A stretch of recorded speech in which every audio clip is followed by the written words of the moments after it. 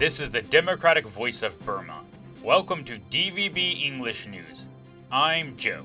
In this week's headlines, Myanmar refugees in Thailand return home as fighting in Karen state subsides. Regime airstrike kills one in Myawaddy. ASEAN appeals for calm in Myanmar. Free Burma Rangers provide assistance to those evading military conscription. The remaining 658 refugees who found temporary shelter in Mae Sot, Thailand, during fighting in Karen state from April 11th to the 19th, returned to Myawaddy on Wednesday. Fighting between the military and the Karen National Union, along with its allied resistance forces, has subsided. Some of them, when they went back, went only to as far as the river the other side. So they went from being refugees to IDPs. On the side of the river, there's about 2,000 people living in makeshift shelters, bits of bamboo and the usual tarpaulins. That was Paul Greeney, a humanitarian working along the Thai-Myanmar border. The military retook control of its outpost in Myawaddy Township on Tuesday. It was seized by the KNU on April 11th.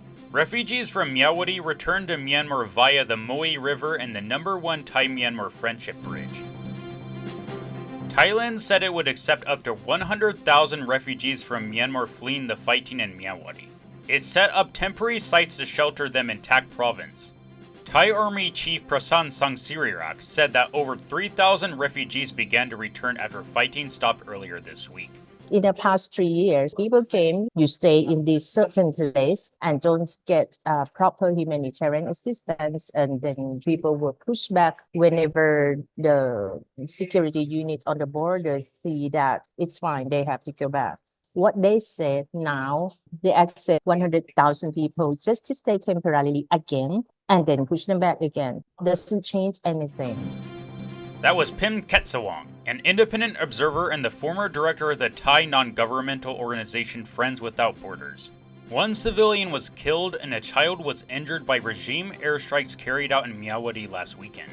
The first Thai-Myanmar Friendship Bridge was closed on Sunday. Thailand's Air Force was on alert. I think the Thais are legitimately very concerned that errant artillery shells will land on their side of the border, that Myanmar military jets will violate Thai airspace or drop bombs in Thailand.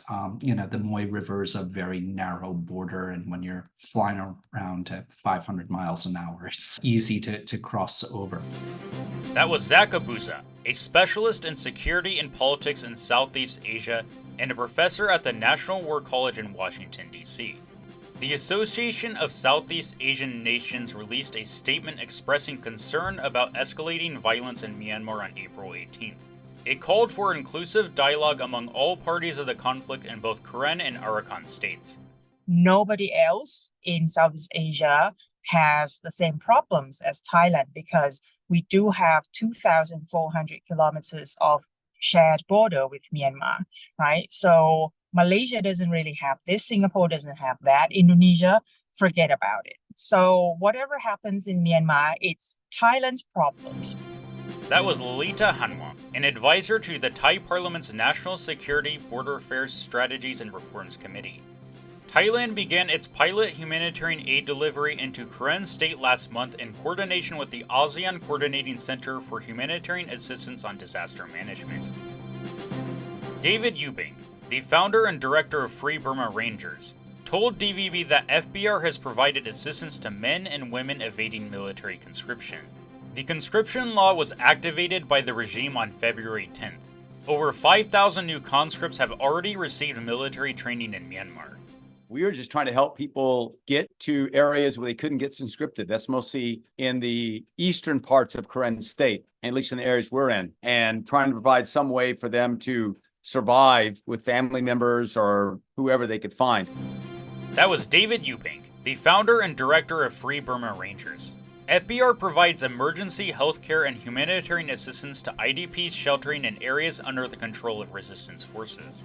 Eubing added that FBR will host training for new Ranger candidates in the coming months. And that's all for this week's headlines. I'm Joe. Stay tuned to DVB English News on Facebook, X, Instagram, Threads, and TikTok. Subscribe to us on YouTube. Follow us on Spotify or wherever you get your podcasts. Thanks for listening.